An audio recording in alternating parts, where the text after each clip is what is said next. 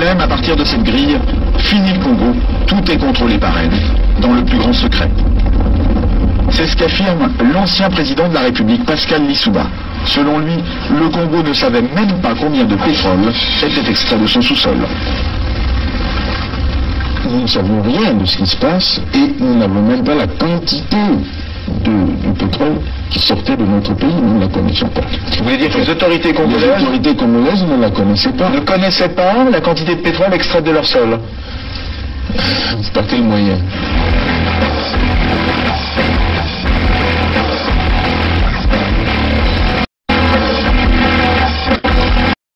Une seconde chose, c'est qu'une grande partie de l'argent qui est dans notre porte-monnaie vient précisément de l'exploitation depuis des siècles de l'Afrique, pas uniquement, mais beaucoup viennent de l'exploitation de l'Afrique. Alors, il faut avoir un petit peu de bon sens, je ne dis pas de générosité, de bon sens, de justice, pour rendre aux Africains, je dirais, ce qu'on leur a pris, d'autant que c'est nécessaire si l'on veut éviter les pires convulsions, difficultés, avec les conséquences politiques que ça comporte dans le prochain guerre.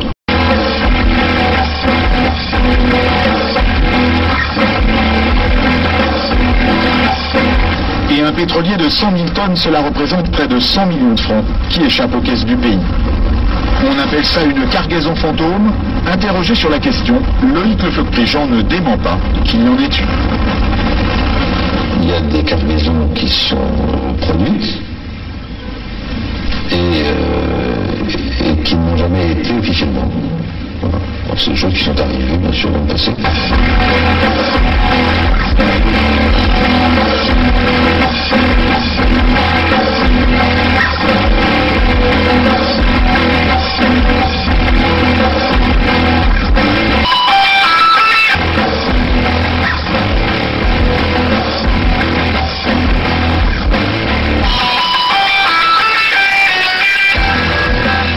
Je suis un compatriote. Je suis en difficulté. Je me bats contre la mort, mais cependant, je vous demande de vous lever pour le changement. Je ne serai pas battu pour rien. Battez-vous. Je ne serai pas battu pour rien. Levez-vous comme un seul homme. Faites-moi plaisir. Je me bats sur la vie de mort. Vous aussi battez-vous pour votre changement. Allez-y. Il y va de l'avenir de vos enfants. Battez-vous. Merci. À mon avis, après analyse, je pense que le président Lissouba n'était pas prêt à organiser une élection présidentielle. Je crois qu'il cherchait l'application d'un article de la Constitution qui disait que si pendant la campagne électorale l'un des candidats venait à mourir, le président de la République était autorisé à proroger son mandat et à renvoyer l'élection à plus tard. Je crois qu'il cherchait, à mon avis, cet incident-là pour que l'élection n'ait pas lieu. Parce que moi, je pense qu'il n'était pas sûr de la gagner. L'objectif, c'était Denis Sassou Nguesso. Neutraliser Denis Sassou Nguesso. Oui, neutraliser Denis Sassou Nguesso pour que l'élection n'ait pas lieu. C'est un secret qu'il y a ces éléments de l'armée angolaise qui sont dans le pays, qui nous ont apporté leur soutien dans la dernière phase. C'est un secret qu'il y a ces éléments de l'armée angolaise qui sont dans le pays, qui nous ont apporté leur soutien dans la dernière phase.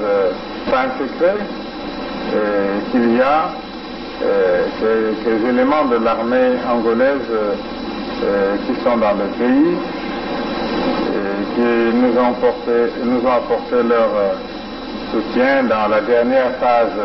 On ne pouvait pas s'allier avec les Souba pour que nos amis de Luanda se croisent les bras.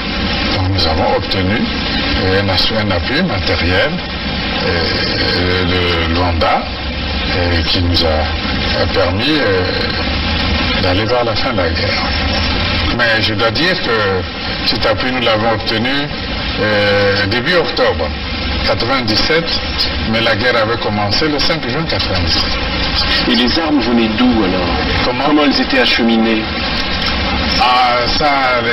Il y a les airs, il y a les mers, il y a les routes.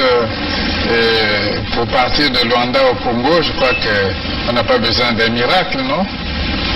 C'est un grand État qui a des avions, qui a des bateaux, comment puis-je vous dire? Par quel chemin seraient passées ces armes pour arriver? Ben, ils sont arrivés. Donc, nous avons obtenu un appui matériel de Luanda qui nous a permis d'aller vers la fin de la guerre. Et les armes venaient d'où alors? Comment elles étaient acheminées? Il y a les airs, il y a les mers, il y a les routes. Pour partir de Luanda au Congo, je crois qu'on n'a pas besoin d'un miracle, non? C'est un grand État qui a des avions, qui a des bateaux, comment puis-je vous dire? Par quel chemin seraient passées ces armes pour arriver? Ben, ils sont arrivés.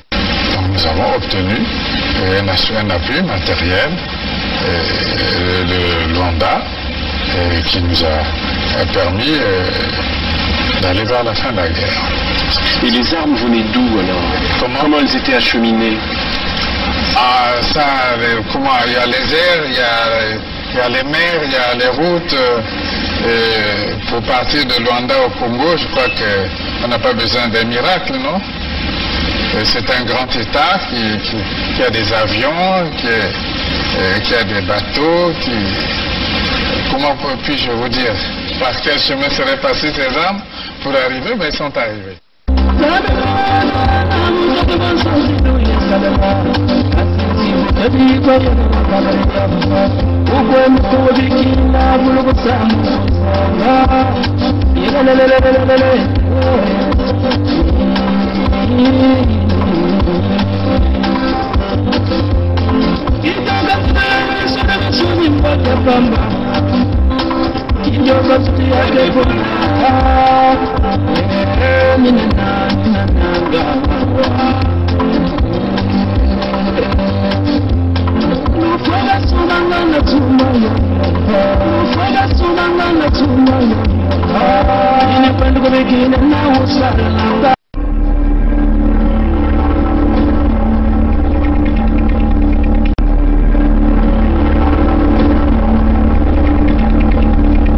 C'est les Congolais qui sauveront le Congo.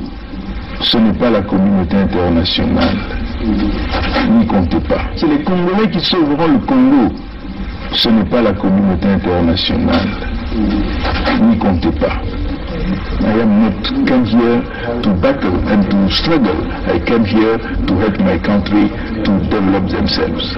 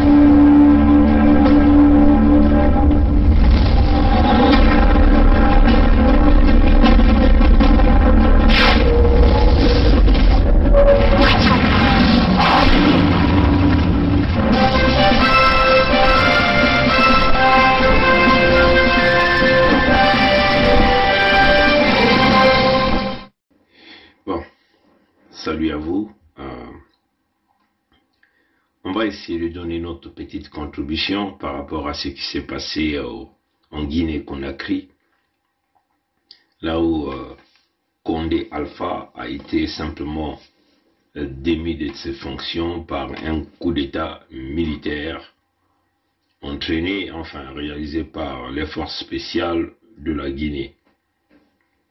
Bon, il s'agit ici de son élément que d'ailleurs lui-même il a poussé, l'ancien légionnaire français que nous appelons ici le colonel Mamadi Doumbouya.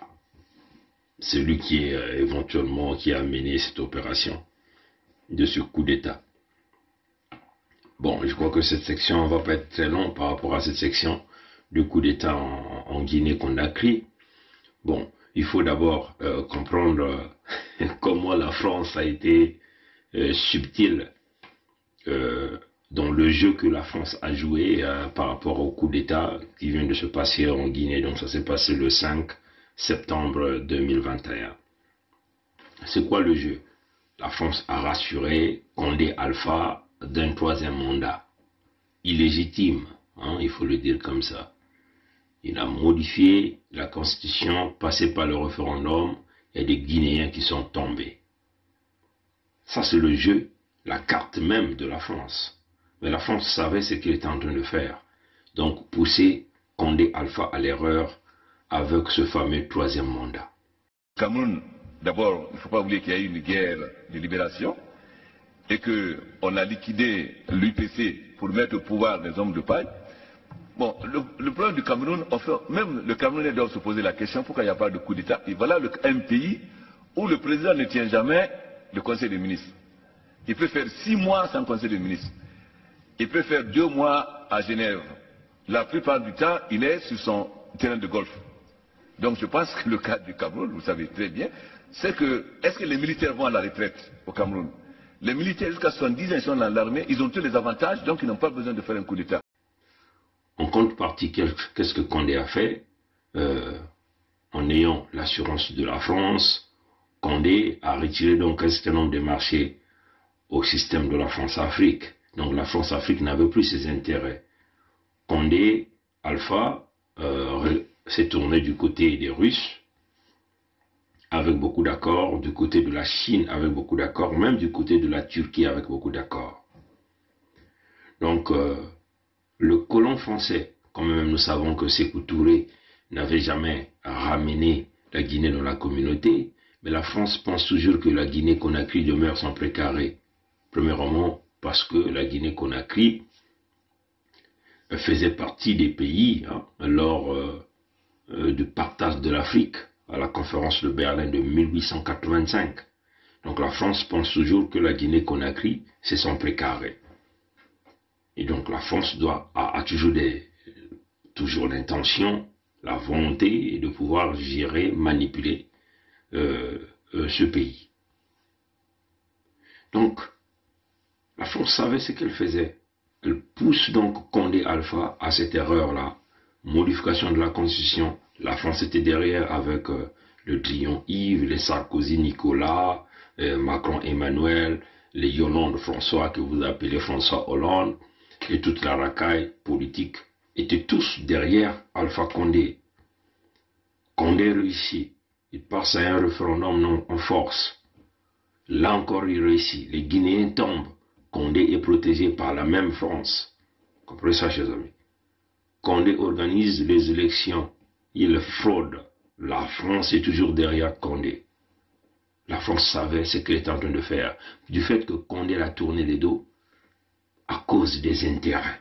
Souvenez-vous, hein, là nous voulons parler à notre peuple du Sud. Les intérêts. Hein, les intérêts.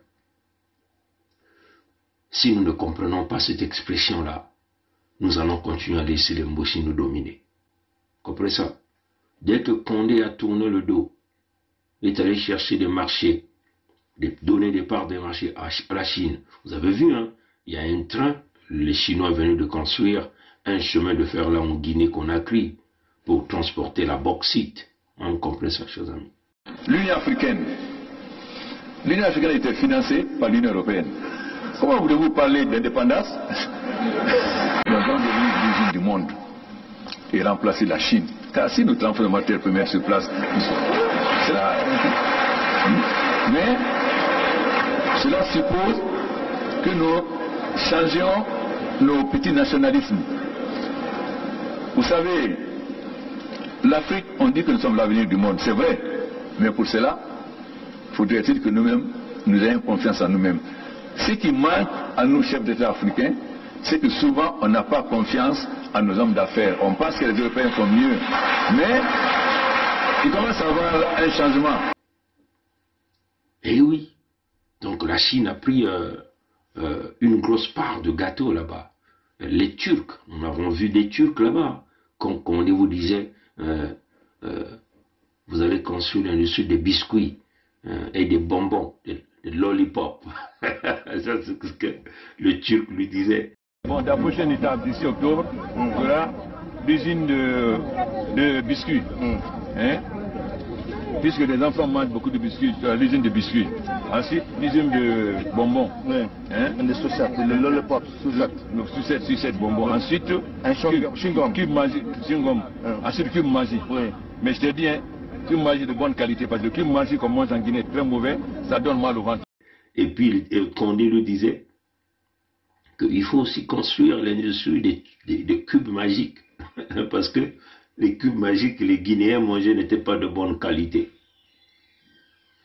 Donc, les entreprises françaises qui ne payent pas la taxation et les impôts en Afrique étaient donc en ballottage défavorable. Les marchés ont été ravis, hein, simplement.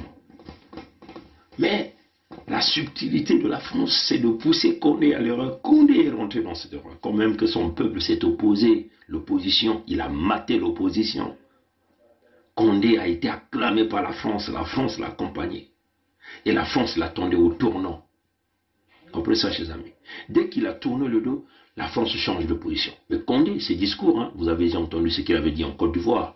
On va essayer de voir rapidement, on va essayer d'écouter ce que Condé avait dit hein, quand il était parti, je crois que c'était au mois de mars, à Abidjan, en Côte d'Ivoire.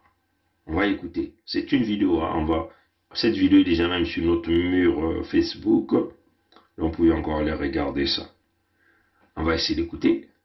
Retour sur une sortie médiatique très remarquée. Alpha Condé, le président guinéen et président en exercice de l'Union africaine, s'est récemment fait remarquer par ses propos tenus à Abidjan et à Paris. Alpha Condé s'est montré ferme sur sa volonté de couper le cordon ombilical avec la France, l'ancienne puissance colonisatrice. Des propos qui ont semblé déplaire à certains de ses pairs, notamment au président de la Côte d'Ivoire, Alassane Ouattara. Lors de la conférence internationale sur l'émergence de l'Afrique tenue fin mars à Abidjan, les deux hommes se sont accrochés verbalement. Steve Gabangena et Fabrice Mvama décryptent ce moment. Alpha Condé, le président de l'exercice de l'Union africaine, est bien décidé à mettre un terme à la domination française en Afrique. Lors de la conférence internationale sur l'émergence de l'Afrique qui s'est déroulée à Abidjan du 28 au 30 mars, le président guinéen a tenu un discours jugé polémique. Celui-ci a préconisé la coupure du cordon ombilical avec la France, ancienne puissance colonisatrice. Il faut qu'on ait confiance aux hommes d'affaires africains. Parce qu'ils sont africains, ils sont chez eux. Et ils peuvent développer mieux que les étrangers. Parce que nous sommes encore trop attachés à l'ancienne puissance coloniale. Coupons le cordon ombilical et soyons africains. Des propos qui n'ont pas plu à certains de ses homologues présents, en l'occurrence celui du pays hôte Alassane Dramane Ouattara. Durant son allocution, il a réagi en voulant recadrer le chef d'État guinéen pour son discours jugé engagé, en soulignant que celui-ci n'aurait pas dû tenir publiquement ses propos tels qu'il l'a fait. Merci à tous les trois d'honorer de votre présence cette rencontre. J'ai oublié de dire à Alpha que nous étions en direct. Une précision qui a suscité des rires et des applaudissements de toute l'assistance, pas certainement du goût du président Alpha Condé, qui a immédiatement apporté la réplique avec des signes de désapprobation. Alassane, moi j'assume ce que je dis. La tension commençait à être perceptible et pour calmer le jeu, le président ivoirien s'est défendu. Des mots taquins qui ont fini par détendre l'atmosphère. Bien, mon cher conseiller politique, voilà, vous êtes égal à vous-même. Merci beaucoup. Alpha Condé reste d'ailleurs ferme sur ses positions. La preuve, lors de sa visite d'État à l'Élysée le 11 mars dernier, le chef de l'État guinéen plaidait pour une autonomie du continent africain dans la résolution des problèmes qui lui sont propres. Il faut qu'on accepte que l'Afrique définisse sa voie pour le développement et sa voie démocratique. Bien sûr, il y a des principes universels de la démocratie, mais il faut qu'on cesse de prendre l'Afrique comme un seul État. Il y a beaucoup d'États avec des différences, donc il y a moins de dogmatisme et qu'on nous laisse définir nos voies. S'il n'y a pas de stabilité, de continuité, nous ne pourrons pas nous développer. Dans cette requête figurait la situation actuelle de Laurent Gbagbo, incarcéré depuis novembre 2011. Bon, on voulait écouter la partie, c'est éventuellement les échanges entre Alpha Condé et Ouattara, Alassane Dramane. Vous avez entendu, Condé Alpha l'a dit clairement qu'il faut qu'on fasse confiance aux entrepreneurs africains. On ne peut pas toujours compter sur l'ancienne puissance coloniale, éventuellement c'est qui? C'est la France. Et le bon élève du système de la France-Afrique que nous appelons Ouattara n'était pas content parce que ça s'est passé en Côte d'Ivoire. Et nous avons tout de suite vu la réaction de Ouattara qui dit « Attends, tu es chez moi ici, moi je ne veux pas rentrer dans des troubles avec des Français qui m'ont installé ici en massacrant beaucoup d'Ivoiriens et en envoyant le président Laurent Gbagbo à la Cour pénale internationale de justice qui aujourd'hui est totalement libre. » Donc, si Gbagbo n'a jamais été condamné, ça veut seulement dire que le coupable c'est Ouattara. Comprenez ça, chers amis?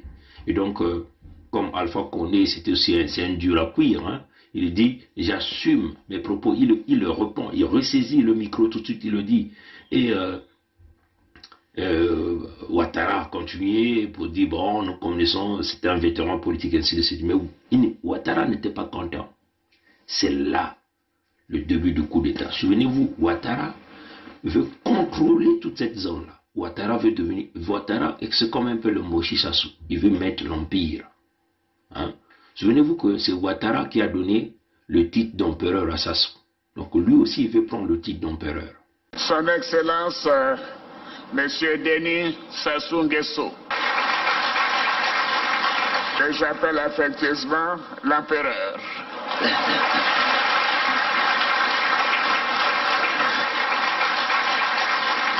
Que j'appelle affectueusement l'empereur.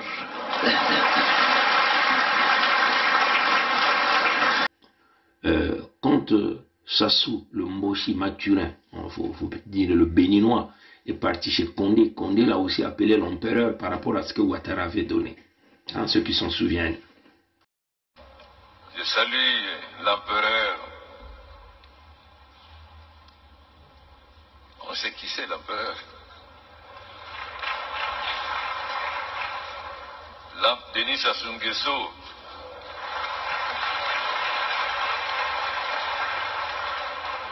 Avec qui nous avons un passé de plus de 40 ans, parfois tumultueux. Je salue l'empereur. On sait qui c'est l'empereur. Denis Sassou Nguesso.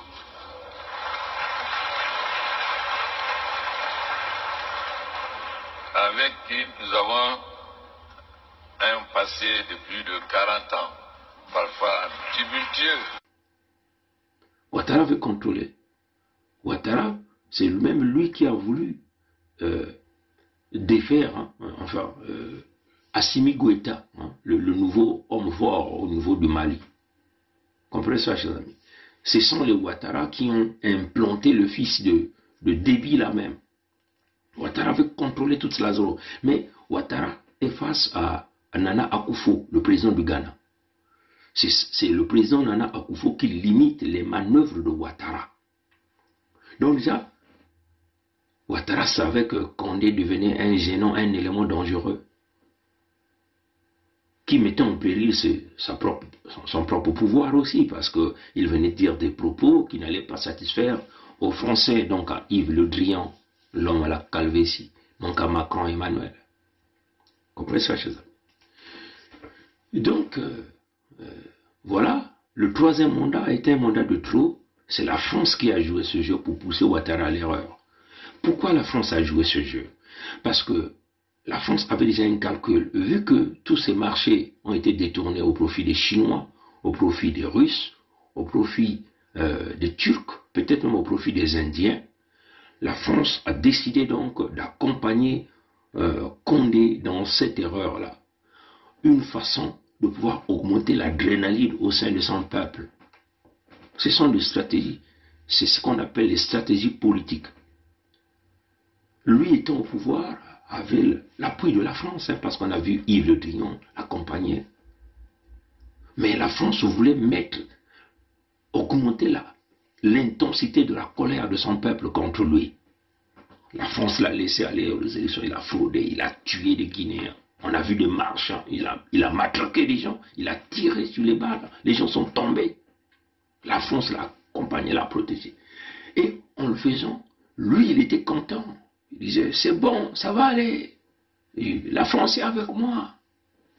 Mais la France avait déjà vu qu'il n'y avait plus des intérêts là. Nous, on n'avait plus la part du gâteau. Nos entreprises sont asphyxiées.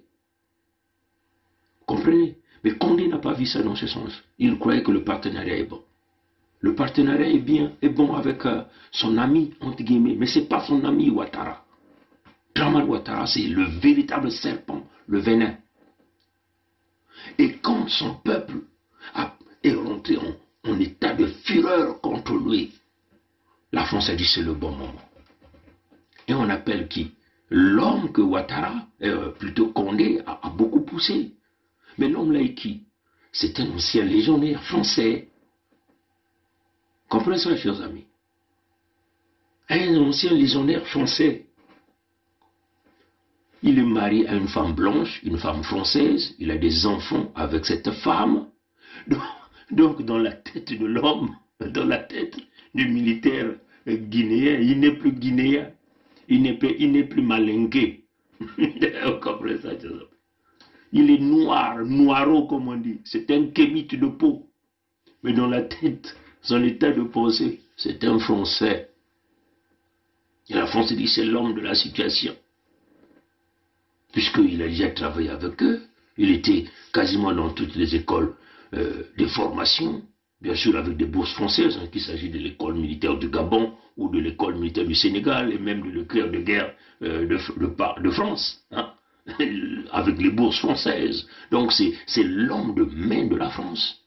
La France donc l'emmène pour pouvoir déstabiliser Condé Alpha.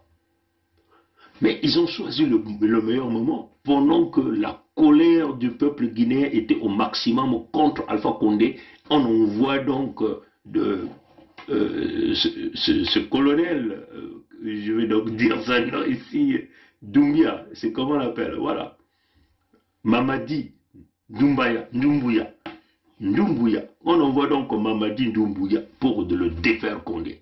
Mais vous voyez, hein, le peuple ne peut que venir acclamer parce qu'on a dit que c'était un coup d'État salutaire. Un coup d'État salutaire? Non, il faut être ignorant. Oui, le coup d'État pouvait être salutaire s'ils avaient été réalisés par les forces enfin l'armée nationale de la Guinée, mais ça c'est une force spéciale, donc on peut simplement dire une équipe d'élite, que d'ailleurs ce colonel avait déjà des intentions de le détacher sous le tutelle du ministère de la Défense. Donc on peut simplement dire que c'était un petit groupe, peut-être de 400 individus, un groupe de terroristes, on peut simplement dire comme ça, avec une formation de terroristes, ou une armée privée. Et c'est ce type que la France a utilisé. La colère du peuple guinéen étant au maximum, vu que Condé est allé à un mandat de trop, Condé a fait des référendums comme le Moshi Sassou, Condé a tué son peuple, Condé a fraudé l'élection, le peuple en colère, et la France saisit l'opportunité pour emmener son pantin. Donc on peut simplement dire que le coup d'État qui s'est passé en Guinée devait être salutaire si ça avait été réalisé par l'armée régulière. Mais comme c'est l'homme des mains de la France qui a réalisé, le peuple n'aura rien, que dalle. Comprenez ça, chers amis. Mais ce qui m'étonne, c'est quoi? C'est la réaction des panafricanistes par rapport à ça. Et éventuellement la réaction de Kémy Séba, qui m'a vraiment déçu. On va aller écouter la réaction de Kémy Séba. Ce que Kémy Séba a dit. Hein? Ce que Kémy Séba a dit. On va écouter. Petite vidéo pour vous exprimer mon bonheur illimité, ma joie, ma félicité, mon état d'allégresse d'apprendre que l'un des plus grands dictateurs d'Afrique francophone, et sans doute pas le dernier, l'un des plus grands persécuteurs de son peuple, j'ai nommé Alpha Condé, l'ami de Georges Soros, l'ami de Nicolas Sarkozy, l'ami de tous les mafieux occidentaux qui pillent le continent africain, l'ethnocentriste Alpha Condé vient d'être arrêté par les forces spéciales. Tous les panafricanistes, où qu'ils soient, ne peuvent qu'être heureux d'apprendre que ce malfrat politique a été arrêté. Et j'ai un bonheur encore plus vivace lorsque je me souviens que j'étais venu il y a quelques années de cela en Guinée, attendu par une foule de gens à l'aéroport de Conakry, et que M. Alpha Condé avait fait intervenir les militaires à l'intérieur de l'avion pour m'empêcher de fouler le sol guinéen. Comme dirait le proverbe, à chacun son tour chez le coiffeur, les persécuteurs finissent toujours mal, qu'ils le veuillent ou pas. Je serai prochainement en Guinée dans les semaines à venir, c'est pas une course, c'est pas un sprint, mais j'y serai pour apporter mon soutien au peuple et pour apporter mon soutien aux forces spéciales guinéennes. Le soutien des panafricanistes à cet acte politique historique qui vient d'être effectué en Guinée. Et croyez-moi bien, tous les autocrates et tous les dictateurs d'Afrique francophone devraient s'inquiéter de ce qui est en train de se dérouler parce que ça risque de se passer à différents endroits. Ils finiront par comprendre. Petite vidéo. Comme fait le professeur Kofi Gomez. Oh, tu iras en Guinée est à côté des forces spéciales qui ont fait le coup d'État à côté du peuple guinéen. Donc il a célébré la chute de Condé. Condé qui a été déposé par un élément de la France-Afrique dont lui, Kémy Séba, combat. Curieux, hein, chers amis. en tout cas je l'ai écrit ce matin, pour ceux qui sont amis avec nous sur le mur. Hein, je crois que ce matin, moi, je me suis posé cette question. Hein, cette question, je l'ai posée. J'ai dit ceci. Il y a 14 heures que j'avais publié ça. Hein, donc, c'était très tôt ce matin, ici, chez nous, ici. Je dis, mais pourquoi donc Kémy Séba manifeste-t-il sa joie du coup d'État réalisé par la France-Afrique qu'il prétend combattre et qu'il visiterait les poutistes de la France-Afrique?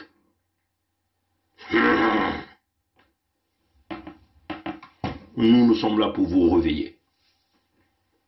Comprenez ça, chers amis? Ça n'a pas de sens, là.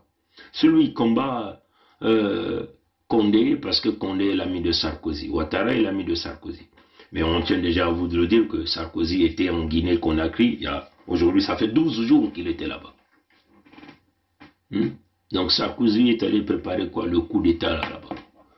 Donc, mettre tout en place au nom de la France. Et d'ailleurs, je crois qu'il y a même un média, qui venait de parler de ça. Je vais simplement aller regarder, c'est quel journal qui a parlé de ça. Voilà. Il y a un média qui a parlé de ça. Hein. Il y a un média qui a parlé de ça. Le Courrier diplomatique, hein, qui a parlé de l'implication Nicolas Sarkozy au cœur du coup d'État en Guinée. Hein. C'est ça. Le Courrier diplomatique. Donc il y a 11 jours, hein, on l'a même écrit sur notre mur. Hein. Comment ça fait-il que Nicolas Sarkozy était là-bas 11 jours après il y a eu coup d'État? Comme fait Kofi Gomez. Comprenez ça, chers amis. En tout cas, mais par rapport à la question que j'avais posée à Kémy Séba il y a 14 heures, comme je l'avais tagué, il est venu donc donner une réponse sur... je venais de lire ça. Ah les gars, moi je vous dis, il a donné une réponse sur Universal TV, Universal News TV, sur YouTube, hein, si vous allez Universal News TV, et au niveau de Community, hein, je vois qu'il y a la réponse de Kémy Séba il y a 8 heures. Vous comprenez bien que notre question, on l'avait posée, ça fait 14 heures qu'on a posé ça. Et il y a 8 heures, on a vu donc la réponse de Kémy Séba, parce qu'on l'avait tagué, hein, on l'avait tagué.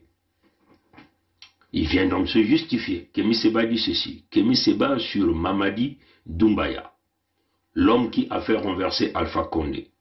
Kémy Séba, 2 points, entre guillemets, donc entre griffes, c'est sur les actes que nous jugerons politiquement ce frère. Hein? Mais il dit quoi là? Ce frère. Comprenez? Vous comprenez le langage là? Est-ce que vous comprenez le langage? Ce frère. Il n'y a que ceux qui sont poussés qui vont comprendre de quoi je parle ici. Ce sont les membres du Delta. Hein? Comprenez bien ça. Ce frère. Donc, Mamadi Doumbouya, c'est un membre du Grand Delta. Kémy Séba l'appelle frère. Je reprends. Kémy Séba. C'est sur les actes que nous jugerons politiquement ce frère et non sur des spéculations. Et cet acte politique est un acte important et positif à saluer. Hein? C'est ce que Kémy Séba dit. Donc il salue un acte politique. Un coup d'État réalisé par le bras de la France-Afrique, alors que lui, il combat la France-Afrique. Mais c'est la France-Afrique qui a fait le coup. La présidente, ce même Sarkozy, qu'il est en train de dénoncer, de critiquer, était en Guinée. Et quelques jours après, le coup d'État s'est réalisé. Le diplomate Courrier est en train d'évoquer l'implication de Sarkozy dans ce coup d'État. Donc le bras de la France dans ce coup d'État. Et puis, cet élément, ce colonel qu'on appelle ici Mamadi Doumbouya, c'est un agent français, un agent de la France-Afrique qui a fait ce coup d'État. Donc, il a la citoyenneté française, on peut le dire comme ça, par le biais de sa femme, certainement. Lui, il salue ça. Vous comprenez ça, Jean-Pierre? On se dit panafricaniste? Non. Réveillez-vous, vous les Africains. On ne doit pas vous endormir. On tient à vous dire déjà qu'on est en train de préparer Kémy Séba pour le pouvoir au Bénin. Réveillez-vous. Je continue, hein, je vais donc reprendre. Et cet acte politique est un acte important et positif à saluer. Nous entendons depuis des mois des éléments au sujet de Mamadi Doumbouya et son parcours pour le moins atypique. Mamadi Doumbouya est devenu médiatique dans son pays. Mais longtemps avant son coup d'État, où il a été formé chez de nombreux ennemis. Hein, c'est comme ça que là, maintenant, on cherche maintenant comment essayer de s'échapper. On dit, bon, quand même qu'il a été formé par les ennemis, mais nous l'acceptons. Ça, c'est ce que le professeur Kofi Gomez va me refaire. Je reprends. Je ne vais plus faire de commentaires jusqu'à la fin, pour que vous suivez bien la lecture. Nous entendons depuis des mois des éléments au sujet de Mamadi Doumbouya et son parcours pour le moins atypique. Mamadi Doumbouya est devenu médiatique dans son pays, bien longtemps avant le coup d'État. Oui, il a été formé chez nous, il a été formé chez de nombreux ennemis. Ah, ce qu'il dit. Ce n'est pas une découverte pour personne parmi ceux qui s'intéressent rigoureusement à la vie politique guinéenne. C'est vrai. Est-ce que pour autant qu'il faut penser avec facilité que parce qu'il a été formé par eux, cela signifie qu'il travaillera systématiquement pour eux?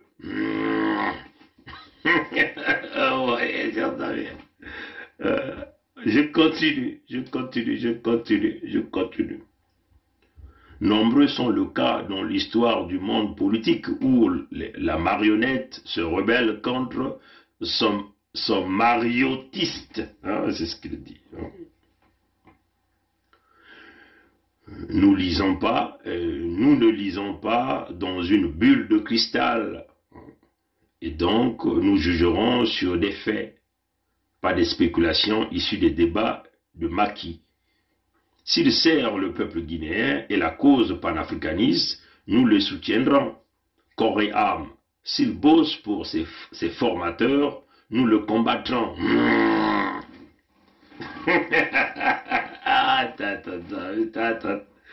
Fungula meso benoko fungula meso batatu na bamamba baini mingi mekwena ku kangama na kati ya panafricanisme na kuvana bazagents informateurs.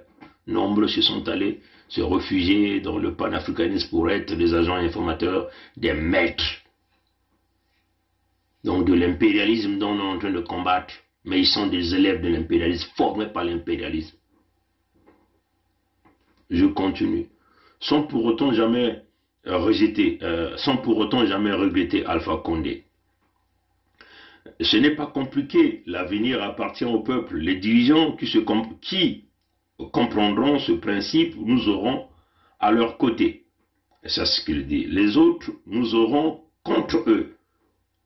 Car notre génération n'a plus de temps pour tolérer les foutaises et autres inépies liées aux régimes dictatoriaux et à la collaboration de ces derniers avec l'oligarchie occidentale, l'oligarchie d'Occident. Alors que nous savons que Mamadi Ndoumbaya est bien au service de l'oligarchie d'Occident. Donc les Français. Puisqu'il y a déjà même des Guinéens qui ont fait des vidéos, des directs, qui ont présenté même des forces, qui ont présenté des Blancs, qui faisaient partie de cette équipe des militaires qui sont allés destituer le palais présidentiel d'Alpha Condé. Donc les Blancs là sont qui? Des Français. La famille, une fois encore pour vous montrer les preuves, regardez la vidéo de leur communiqué, vous allez voir un blanc derrière. Vous allez voir, quand on vous dit la France, un ancien légionnaire de la France, Mamadi a été manipulé par ces gens-là. Regardez la deuxième communiqué de ces gens-là. Vous voyez un blanc. Vous voyez un blanc derrière. Dans leur communiqué, vous voyez un blanc derrière. Il y a un blanc derrière. Quand on vous dit ce coup-là, c'est purement la France qui est derrière ce coup, rien d'autre. Vous voyez le communiqué de ces putschistes-là. Vous voyez un blanc derrière. Mamadi à lui seul ne peut pas décider avec ses 400 hommes s'il n'avait pas le soutien, s'il n'avait pas eu le soutien de ces gens-là. Voici quand vous regardez très bien leur deuxième communiqué, pas celui de Doumbouya, mais le communiqué de ces gens-là. Regardez la vidéo, regardez l'homme là. Même il y a d'autres vidéos, c'est pour vous dire c'est la France. Tous les patriotes, la Guinée-Kadembe, Mosiki Somima, la Maluel Suyami, à tous les patriotes, n'acceptons jamais cela dans notre pays. D'après ce que le Guinéen a dit, selon les vidéos qui circulent, nous attendons les prochains tyrans qui tomberont. L'heure du cyclone africain a sonné. Si seulement ils savaient, ils finiront par comprendre Kémy Séba. En tout cas, ça je l'ai lu sur l'Universal News TV. C'est sur YouTube. Donc vous allez dans Community, la partie communauté. Vous allez donc voir ça. Donc par rapport à notre réponse, par rapport à notre question que nous avons posée, comment ça fait-il que tu célèbres déjà la victoire pour des gens que tu penses qui a été formé par les Français, marié à une Française, qui a fait des enfants à une Française, et toi tu penses déjà célébrer et aller auprès de ces gens-là, alors que tu combats le système de la France-Afrique. Donc vous croyez que ces gens-là ont fait le coup d'État sans pourtant que la France-Afrique ne soit là? Vous voyez quasiment comment les médias occidentaux ont pu récupérer l'affaire d'une manière positive. Il n'y a pas de rejet en dehors de quelques déclarations que nous avons vues fallacieuses, on peut le dire comme ça, de la CEDEAO. Mais Ouattara a joué un rôle très important. Ouattara, c'est le parrain du coup d'État. Donc Ouattara a noyé son ami Alpha Condé. Ouattara, c'est le bras de Sarkozy. Sarkozy s'est rendu en Guinée pendant... il y a quelques jours qu'il était là. Aujourd'hui, ça fait 12 jours déjà qu'il était là. Il est allé régler l'affaire à l'intérieur quand il est parti. Donc, le coup d'État a été parrainé par Ouattara. Silence absolu du côté de la Côte d'Ivoire, aucune condamnation. Tshisekedi, nous avons vu qui a dit qu'il condamnait, qui demandait la libération. Du côté de la France, vous avez vu des Français condamner ça? Non, pas du tout. C'est la France-Afrique qui a fait le coup d'État. Mais les panafricanistes, l'idée par Kémy Séba, applaudissent. Comprenez ça, mes chers amis. Vous allez voir que Kémy Séba prend le pouvoir au Bénin. Ils venaient encore vous donner les mêmes discours, l'impérialisme, colonialisme, néocolonialisme, ah bah, la France, Afrique, ah bah, le franc CFA, ah bah, mais en dessous, c'est la France, Afrique qui fuel out, comme on dit. Ouvrez vos oreilles et vos yeux. Et nombreux, même au sein de notre diaspora congolaise, nombreux sont allés se camoufler derrière le panafricanisme. Ils sont là, oh non, une diaspora sans économie et zéro. Notre peuple se meurt aussi, tu vas chercher la libération d'abord des autres. Parce que vous avez des accointances, vous êtes rentrés dans des loges, vous êtes tous des frères, et vous êtes en train de niquer nos peuples. Vous nous mentez. Vous allez mentir qui? Nous, moi Pongi, on ne peut pas me mentir. Vous allez mentir peut-être les autres, mais moi on ne peut pas me mentir. Comprenez ça, chers amis. On vous le dit, les propos de Kémy Séba, déjà quand j'ai vu sa vidéo, et là il vient chercher à justifier le tir, vous acclamez ce type, vous dites qu'ils sont vos leaders, ils ne sont pas pour vous. Ils jouent le jeu, ils seront toujours là pour cette même oligarchie occidentale dont ils sont en train de dire que ce sont les ennemis. Après ça, le coup d'État en Guinée s'est réalisé à cause des intérêts. C'est les intérêts. À chacun cherche son intérêt. Aucun blanc ne viendra vous aider si il n'a pas son intérêt. Nous sommes dans le monde de business. You have to bring something on the table before someone can come. You gotta understand it. You have to put something on the table. If you are just crying, nobody will come and help you. Even God himself will never come down to help you guys. Vous devez mettre quelque chose sur la table pour que les gens viennent vous aider. Ça, c'est cette mentalité qui nous manquait au Sud-Congo. Et que nous, l'USK, la Fédération Sud-Congo, est en train d'emmener. Les Mossi ont compris ce jeu. Mais les Mossi utilisent quoi? Les ressources naturelles du Sud-Congo. Pour nous maintenir, nous, au Sud-Congo, dans la colonisation, avec nos propres ressources naturelles. Et ce qu'ils donnent aux Français. Mais on peut contourner ça. Et nous allons contourner ça. Si les Français s'opposent, il y aura clash généralisé. Et personne ne va encore toucher à ces matières premières-là, parce que tout le monde sera perdant. Donc, à quelque part, à un certain niveau, ces gens-là seront obligés de se rabaisser, de venir quémander, négocier véritablement. Parce que 48 ans de pouvoir entre les mains des Mboshi, 48 ans de colonisation intérieure au Sud-Congo, 48 ans de tueries massives au Sud-Congo, de destruction de tout.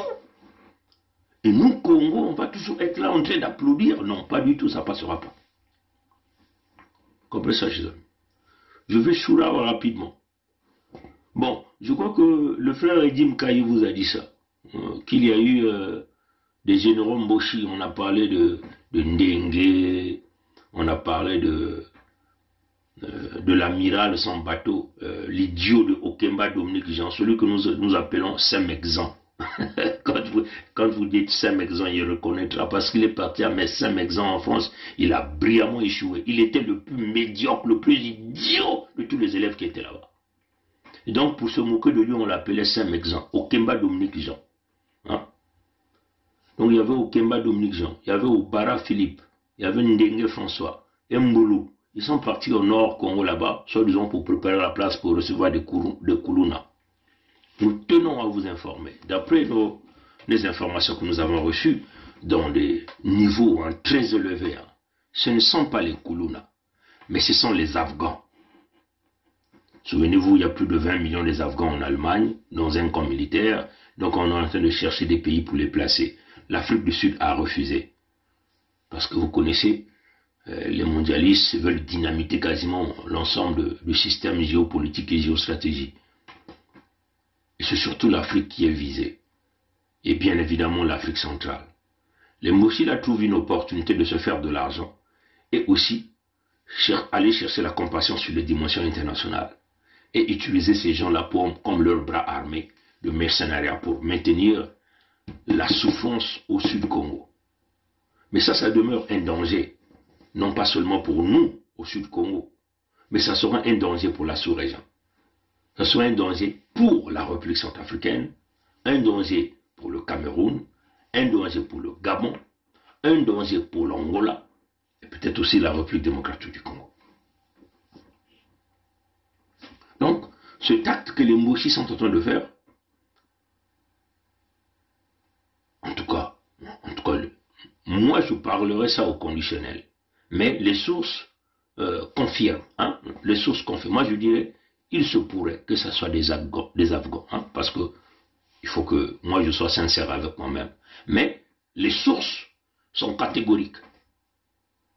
Apparemment, ils veulent embarquer, je ne sais pas combien de milliers des Afghans là-bas.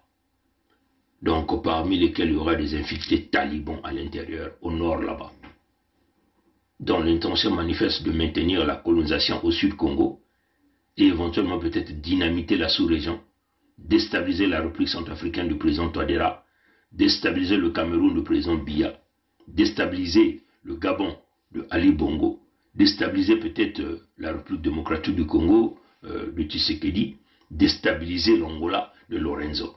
Donc, nous, Congo, nous sommes là en danger. Qu'il s'agit des Congos du Sud Congo, que nous sommes, les Congos de Mwandansemi, donc de la République démocratique du Congo, les Congos du Gabon, les Congos de l'Angola. Les Mboshi sont des dangereux, mes chers amis. Hein? Donc, c'est une information à prendre avec beaucoup de considération. Et ça va susciter l'intérêt général de toute la sous-région pour bloquer ce projet. Comprenez ça, chers amis. Donc, ça c'était l'information. Pour terminer, je vais rapidement lire cet email, parce que je ne vais pas mettre du temps. Cet email que j'ai reçu, toujours dans le même contexte. Hein. Mais nous, on est sincères avec tout ce que nous recevons. Je le lis. Le titre de l'email. Il refuse la scission pour demeurer au sud Congo, où il fait bon vivre. Il qui? Les Mboshi, les nordistes. Donc on va aller regarder le titre de l'email. Je vous ai dit le titre c'est quoi? Le message est arrivé aujourd'hui à 12h de chez nous, hein, dans l'après-midi. Donc 12h46. C'est venu par une source, je ne peux pas vous dire ça, non? Il dit salut. Le titre, il refuse la scission pour demeurer au sud du Congo où il fait bon vivre. Il qui? Les Mboshi. Il dit salut. Les Mboshi. Les Mboshi. Point d'interrogation. Il refuse la scission pour demeurer au sud du Congo où il fait bon vivre. Pour y demeurer, il faut absolument vendre les terres du Kwilu, celles du Nyadi, les terres de la Bwenza aux Rwandais, aux Chinois, aux Malaisiens et aux Indiens. Pourquoi alors? Les étrangers compenseront la notion démographique qui fait défaut entre les nordistes et les sudistes. Les nordistes, qu'ils soient intelligents ou non, refusent la scission du pays pour la simple raison que les conditions de vie sont très mauvaises chez eux, alors qu'au sud, elles sont très bonnes. Donc au sud, c'est là où coule le lait et le miel. C'est là où coule la manne. C'est ce grand gâteau que eux, ils doivent se partager sans toi et moi, ayant droit, descendants Congo. Vous voyez, cette réflexion, il n'y a pas que nous, hein, chers amis. Il y a des gens qui ont vu cette affaire-là. Je continue de lire le message. Unité nationale, oui, à condition que Sassou et un nordiste soient au pouvoir. Vous comprenez ça, chers amis? Leur unité nationale, c'est ça. Et ils sont en train de le dire, hein, par le biais de leur porte-parole que vous connaissez déjà, qui est en train de venir le dire, qui vous propose même une transition, dont Moukoko va diriger, c'est ce qu'ils disent. Dites à Moukoko, il va aller diriger au nord là-bas. Ah oui, ils doivent comprendre ça. Il faut que les Mboshi là et les nordistes là comprennent bien notre parole. Je lis, unité nationale, oui, à condition que Sassou ou un nordiste soit au pouvoir. À défaut, guerre au Congo, spoliation de leurs terres et des ressources naturelles. Donc, comprenez, C'est ça là, le langage de Mboshi. Nous voulons l'unité nationale. Dans l'unité nationale, nous voulons, c'est Sassou qui doit être au pouvoir. Si ce n'est pas Sassou, c'est un autre nordiste qui doit demeurer au pouvoir. Retenez ceci. Il a encore un mandat de surplus. Et après, on va remplacer un autre Sassouiste. Faites ce que vous voulez. Faites le mieux. Mais vous n'allez pas gagner. Vous n'allez pas gagner. Vous n'allez pas gagner. Vous gagnez et là, comme vous Sassou est là. Hein? Il est là. Retenez ceci. Il a encore un mandat de surplus. Et après, on va remplacer un autre Sassouiste. Retenez ceci. Il a encore un mandat de surplus. Et après, on va remplacer un autre Sassouiste. Nous voulons la paix. Nous voulons la paix au pays. Rien à voir. So vous avez bandi. Vous avez bandi kaba koto bino okende kula so zonga to bukayo. Na loma et l'on paix à terre. Nous voulons la paix. Nous voulons la paix au pays. Rien à voir. So vous avez bandi. Vous avez bandi kaba koto bino okende kula so zonga to bukayo. Na loma et l'on paix à terre. Si vous ne voulez pas de l'unité nationale, alors, et puis, dans l'intention de leur unité nationale, ils doivent vendre les terres du Sud. Les ressources naturelles, c'est à eux. L'armée, c'est à eux. Comprenez ça, chers amis? Et donc, rien pour vous, les sudistes. Ce n'est que des petites miettes pour vous, les sudistes. Pour les acclamer, pour porter leurs t-shirts, leurs casquettes. Comprenez ça, chers amis? Et les femmes du Sud serviront d'objets sexuels. Là, ils peuvent venir bombarder des enfants et refuser même ces enfants-là. Comme faisaient les esclavagistes. Si une femme blanche faisait des enfants avec un nègre ou esclave, l'enfant partait avec le père. L'enfant n'était pas reconnu. Et c'est la même technique que les Mboshi sont en train de faire au Sud Congo avec les femmes Congo, donc les femmes sudistes. On abandonne les enfants. Nous connaissons beaucoup des enfants ici au Canada, que dont les pères ont été des Mboshi. Les enfants sont venus faire des petites formations, mais ils ont abandonné les enfants. Les mères se sont battues d'envoyer des enfants ici. Et partout ailleurs même. Mais les papas ont abandonné. Pourquoi? Parce que l'enfant là est né d'une mère du Sud. Comprenez ça, chez eux? Donc, c'est ça la stratégie ici. Leur discours qu'ils sont en train de mener. Voilà pourquoi vous voyez, leur porte-parole est devenu fou depuis que nous l'avons sorti dans le trou. Il est devenu crazy, comme on dit en anglais. Crazy. Il me kokuma ki lao. Pero talabilu mutu yana kuma kusala ba video. Yana kuma ki lao. Mais ce mokuma mutu no muntu kena kunwa lungwila. Muntu kena kunwa Buganda. Muntu kena kunwa cham cham. Vous voyez, chers amis. C'est grave. C'est grave, chers amis. Donc, c'est un message profond, cet email-là. Ce que le monsieur a écrit. Unité nationale, oui, à condition que Sassou ou un ordi soit au pouvoir. À défaut, la guerre au Congo, comme ils sont venus nous le dire, hein, ils sont venus nous intimider. Ils ont dit, si on ne fait pas l'unité nationale, là, mais il y aura la guerre. Hein. Nous voulons la paix. Nous voulons la paix au pays. Rien à voir. So vous avez bandi. Vous avez bandi kaba koto bino okende kula so zonga to bukayo. Na loma et l'on paix à terre. Nous voulons la paix. Nous voulons la paix au pays. Rien à voir. So vous avez bandi. Vous avez bandi kaba koto bino okende kula so zonga to bukayo. Na loma et l'on paix à terre. Le sang va couler. Quel est le sang qui va couler? C'est le sang de Congo. Autrefois, ils ont fait couler le sang de Congo. Mais cette fois-ci, ils verront de quoi nous sommes capables. Comprenez ça, chers amis? Voilà pourquoi nous sommes en train de préparer notre peuple. Notre peuple doit se préparer à toutes les éventualités. Donc, préparons-nous à l'état mental de la guerre, parce qu'eux, ils sont prêts à faire la guerre. Quand on leur dit de sortir de nos terres, ils ne veulent pas. Mais ils sont prêts maintenant à nous faire la guerre. Et quand ils veulent faire la guerre, c'est de nous exterminer sur nos terres. Comprenez ça, chers amis. Donc vous comprenez que les gens ont une mauvaise volonté, très mauvaise volonté. Ils veulent la guerre, ils vont bien avoir cette guerre. On va même leur dire, Ngonia, ils vont bien avoir ça. Comprenez ça, chers amis. On va voir là, ils vont encore aller pêcher le poisson en haut là-bas. Comprenez ça, chers amis. Donc je continue, mes chers amis, je continue.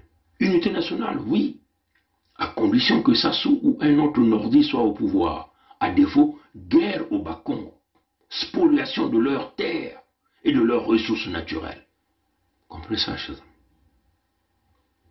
Mais non, le monsieur me fait des remarques. Hein. Le monsieur dit ceci. Ce que je regrette avec toi, Bernard Pongui, est que tu sois plus proche des tops de Sassou que de tes compatriotes sudistes. Non, je ne suis pas proche des tops de Sassou ou des éléments de Sassou. C'est peut-être, bon, je vais peut-être lire hein, pour bien comprendre ça. Hein. Il dit, ce que je regrette avec toi, Bernard Pongui, est que tu sois plus proche des tops de Sassou que de tes compatriotes sudistes. Tu as toujours été en contact avec Ayatonga Isidore, oubliant que ce type est réellement... je reprends. On était bien voilà. Ce que je regrette avec toi, Bernard Pongui, est que tu sois plus proche des tops de Sassou que de tes compatriotes sudistes. Hein, c'est ce qu'il dit. Tu as toujours été en contact avec Ayatonga Isidore, oubliant que ce type a été réellement envoyé en France par les réseaux Sassou. J'ai étudié et travaillé au nord du Congo. Je connais bien ce que valent ces gens. Or, dès qu'un nordiste t'entoure, tu le fais, tu le prends pour un résistant. Hein, ce qu'il veut vouloir me dire. Dès qu'un nordiste t'entoure, tu le prends pour un résistant. Et tu te confies à lui. Fais attention. Ibala est parti ainsi. Ibala, c'est grade. Hein. Il était commandant ou colonel, hein, je ne sais pas trop son grade. Il était à la garde présidentielle, je crois. Je crois qu'il a été tué aux États-Unis. Hein. Non, j'aimerais dire à ce frère ou à cette sœur qui m'a envoyé l'email, Ayatonga n'est pas mon ami. Comprenez ça? Et puis, je ne suis pas proche avec les tops de Sassou. Mais, Ayatonga savait pourquoi il me contactait. C'était une façon d'augmenter ses enchères auprès du système Sassou. Comprenez ça? Parce qu'il a joué un jeu subtil. Hein? Un jeu subtil, il a voulu montrer à tout le système Sassou qu'il nous contrôlait, nous les sudistes. Moi, je suis même convaincu que toutes les fois qu'il m'appelait, il enregistrait et il balançait de l'autre côté la voix. Il dit, vous voyez, mais je suis avec Bernard Pongui. Et puis, vous avez vu que parfois, il a fait des vidéos. Hein. Il a fait des vidéos, il mettait des titres à mon nom. Mais c'était l'appât du gain. Et il a fait ces mêmes choses pour Roland Nitou, pour pas mal de gens. Il prend nos vidéos, il balance. Il met sur sa chaîne. C'était un appât. Nous, on avait compris ça. J'avais compris ça depuis le premier jour. Mais ma position n'a jamais changé. Et moi, je l'attendais au tournant, qu'il rentre dans ce cercle-là, qu'il rentre dans ma nasse. Et moi, je le prends, je le donne à notre peuple. Et nous avons attendu qu'il rentre dans cette nasse-là. Et c'était le moment propice de pouvoir l'exposer. Parce que nous avons étudié. Il y a des moments où il m'appelait. Il me dit, non mais écoute, il faut maintenant que tu changes le discours, il faut maintenant que tu parles de rassemblement. Oui, comme tu parles de l'unité du Sud, mais à un certain moment, il faut que tu modères. Je lui dis, je n'ai rien à modifier. Tu ne peux pas me contrôler. Comprenez ça, jamais. Donc, je ne peux pas dire que je suis proche des tops de ça, non, pas du tout. Ce n'est pas parce que Ayatonga tenait quelques conversations avec moi qu'il avait le contrôle de mon état. Non, pas du tout. Ayatonga n'est pas mon ami. La preuve en est que vous voyez, depuis que il est venu s'attaquer à Roland et à Grasse. Mais pourquoi il est venu s'attaquer à Roland? Parce que Roland est venu au Mbongi, là. Hein? Le Mbongi, je crois, Mbongi 3. Hein? Donc, comme Roland a montré un positionnement de supporter l'unité du Sud, et ils n'ont pas aimé. Et ils l'ont envoyé, lui, pour venir fustiger, pour essayer de recadrer Roland, le ramener. Et en venant recadrer Roland, eh bien, il s'est livré. Il a sorti tout ce qu'il avait dans la tête. Et il a montré sa position. Parce qu'on a vu en lui la fureur et tout ce qu'il est venu sortir. Et nous, on a dit, tiens, il est rentré dans la nasse, on l'a eu. On l'a récupéré, on a expliqué à notre peuple. Et il n'a qu'à voir maintenant le reste de toutes ces vidéos qui sortent.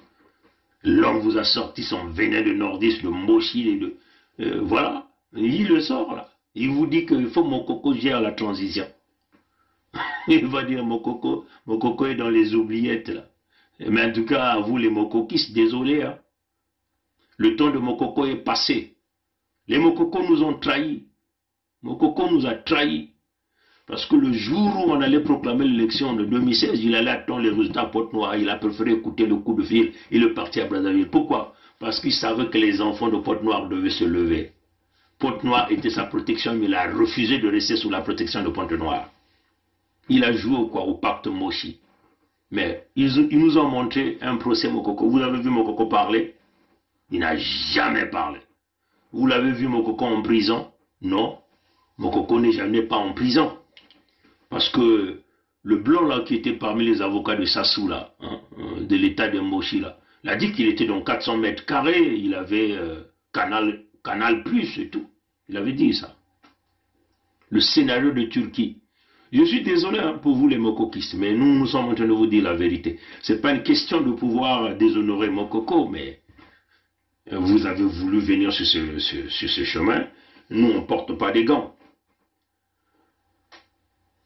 C'est fini avec les histoires de transition. L'unité du Sud ne veut pas de président. Et personne, aucun Moshi, aucun nordiste ne va gérer les ressources naturelles du Sud-Congo. Et nos terres ne sont pas à vendre. Et toutes les terres vont être récupérées. Les étrangers que vous allez emmener, nous allons les renvoyer chez vous au Nord Congo là-bas. Comprenez ça, chers amis. L'unité du Sud, c'est l'irréversibilité. Vous avez joué au camp, vous avez pensé jouer au caïd, et là vous venez encore avec des menaces. Vous irez nulle part avec des menaces, parce qu'on va vous écraser. Comprenez ça, chers amis. Il n'a qu'à voir hein, ces vidéos. Donc je vais dire à celui qui a envoyé le message, non, nous avons été des stratèges derrière ça. Parce qu'on comprenait l'homme. L'homme du Nord ne change pas. Le Moshi ne change pas. Il est toujours dans la conservation du pouvoir. Il nous prend pour des petits camps. Comme l'a dit le monsieur ici ou la dame. Contrôler nos ressources naturelles. C'est-à-dire que si eux, ils ne sont pas au pouvoir, ben, il faut que le sang coule chez nous. Non, le goût de sang, ça va maintenant se passer chez eux là-bas au Nord. Nous voulons la paix. Nous voulons la paix au pays. Rien à voir. Soboa Banzi. Bosa o bandi kaba koto bino okende kwa so zonga to buka yo na loma elonga pe ate. Nous voulons la paix. Nous voulons la paix au pays. Rien à voir. So boa banzi. Bosa o bandi kaba koto bino okende kwa so zonga to buka yo na loma elonga pe ate. Si vous êtes des buveurs de sang, vous allez voir de quoi nous sommes capables. Et voilà pourquoi nous demandons à notre peuple, à tous les aînés de sa lignée. Et nous demandons encore à tous ceux qui sont coincés dans la tombe de Debraza. Il est temps que pour vous de sauter de cette tombe-là. Parce que nous avons fait tous nos efforts nécessaires de dynamiter cette tombe de Debraza. Nous avons ouvert les dalles pour que vous vous libérez de là. Et pourtant vous étiez coincés. On a ouvert la dalle. Donc vous êtes capable de sortir de cette tombe de Debraza. Mais si vous refusez, on sera obligé de refermer la dalle avec vous à l'intérieur. Donc vous enterrez tous vivants. Tout fils du Sud qui va s'opposer à l'USK, qui est une action humanitaire consistant à protéger les populations du Sud-Congo, on n'aura pas de choix. On tirera sur vous. On vous le dit et on vous le promet. Comprenez ça, chers amis. Donc s'il y a encore des gens qui comprennent ça, des aînés qui ne comprennent pas encore ces métaphores-là, quand on vous dit ça, là. Bon, nous savons que c'est difficile pour vous de changer parce que vous êtes allés signer des pactes derrière des loges. Mais cette fois-ci, ça ne va pas se faire comme ça. Il faut regarder les questions d'intérêt général du peuple Congo. Nous sommes des victimes, nous sommes en voie d'extinction. Vous entendez comment les Moshi font des stratèges. N'a qu'à aller regarder leur porte-parole que nous appelons le Moshi. Hein? Comprenez ça, chers amis? Que le monsieur a cité dans son email. Regardez ces vidéos ces derniers moments. On nous traite de tout, des ignorants. Ils promettent même la vengeance. Ils prennent même des... Hein? C'est ça ce qu'ils disent. Hein. Quand ils donnent des exemples de 3 animaux, les 3 animaux qu'ils donnent des exemples, c'est qui? C'est Pongi, c'est Kai, c'est Birangi. Donc eux, ils promettent même la vengeance, en réalité. Ils promettent la vengeance. Parce qu'ils disent jamais le Congo va être divisé. Mais vous êtes malades, il faut aller leur dire ça. Allez-y construire le Nord Congo. Vous avez assez volé. Notre peuple veut vivre en paix sur cette terre tranquillement. Nous voulons nous construire, nous. Nous avons un avenir meilleur sur les terres du Sud. Nous avons une vision claire. Là, vous n'avez aucune vision. Ce que vous connaissez, c'est voler, piller, détruire. Là, vous détruisez tout. Comprenez ça, chers amis. Donc, nous demandons vraiment à tout notre peuple, il n'y a pas d'autre chemin. Ou vous êtes avec l'USK, ou vous êtes pour les Mboshi. Mais si vous êtes pour les Mboshi, vous n'aurez pas de place. Vous irez vivre au nord. Comprenez ça, chers amis. Et là encore, il faut qu'ils vous acceptent là-bas. Mais nous pensons que vous trouverez votre survie, c'est au Sud Congo. Votre protection, c'est au Sud Congo. Votre protection, c'est dans l'USK. Donc, s'il y a encore des gens qui peuvent réfléchir, c'est maintenant. Ne faites pas comme les Mboshi ont fait. Quand on a sorti le manifeste, ils ont dit, oh, c'est des petits camps et tout. On n'a rien à cirer. Maintenant, là, comme nous sommes dans les postures de vouloir protéger notre peuple, ils viennent nous taxer de tout. Vous voyez, donc, ils ont été en retard. Donc, à ces années-là, nous sommes en train de rentrer dans l'arche de Noé. N'attendez pas que l'arche de Noé puisse se fermer et que vous venez toquer là pour crier « Ouvrez-nous, ouvrez-nous, ouvrez-nous ». On va vous laisser se noyer, les gars. C'est-à-dire que vous n'avez pas encore... Vous ne nous connaissez pas certainement. Hein, vous ne nous connaissez pas, chers amis. C'est la tolérance zéro. N'attendez pas que cette porte se ferme là. Et l'arche de Noé va quitter le port. Et que les vagues viennent. Personne ne va vous tirer. Personne ne va vous pêcher en dessous. Personne. Tout individu qui essaiera de vous sauvegarder, il va être noyé comme vous. On va le jeter à bord. Comprenez ça, chers amis. Merci d'avoir suivi le live. À bon entendeur, salut. Dieu au contrôle. À la prochaine. Au revoir. C'est notre pays à nous tous. On ne peut pas prendre seulement les gens, le même parti et les autres. Mais il y a une chose que je veux vous parler, une chose. Le Congolais n'a jamais voulu la guerre. Le Congolais lui-même, il ne veut pas la guerre. Ceux qui aiment la guerre, je te dis maintenant, c'est le PCT. Le président avait 2 mandats. Pourquoi lui, il veut prendre 3? Le Congolais n'a jamais voulu la guerre. Le Congolais lui-même, il ne veut pas la guerre. Ceux qui aiment la guerre, je te dis maintenant, c'est le PCT. Le président avait 2 mandats. Pourquoi lui, il veut prendre 3? Peut nous aider. Quand on est engagé, la peur s'estompe. Quand on n'est pas engagé, la peur occupe le lieu qui devait être rempli par l'engagement. Je pense aux sportifs engagés, je pense aux militaires engagés, je pense aux femmes engagées dans leur ménage, engagées dans l'éducation de leurs enfants. Elles n'ont pas peur. Elles n'ont pas peur. Les engagés n'ont pas peur. Et si nous, Église aussi, nous étions engagés, nous n'aurions pas peur. Même sans être Saint Ignace qui désirait le martyre, nous serions audacieux pour dire aux politiciens, même aux politiciens de nos ethnies propres, que ceci n'est pas bon. Quitte à ramasser des gifles, quitte à être persécuté, mais on n'aurait pas peur. Je pense que la peur, c'est l'expression d'un vide, d'un manque d'engagement. Et donc d'un manque d'amour. Parce que celui qui aime ne peut pas ne pas s'engager. Quand on aime Dieu, on s'engage. Quand on aime la nation, on s'engage. Quand on aime les autres, on s'engage. Quand on n'aime pas, pourquoi s'engager? Et je vous dis, aujourd'hui, je vous le dis, nous avons eu le général Dabira, moi et le colonel Bongo, qui était à la sécurité militaire. Nous avons eu à rendre compte au cours d'une réunion de commandement présidée par le président de la République de ce que des assassinats étaient commis et que il fallait prendre les mesures pour faire cesser cet état de choses.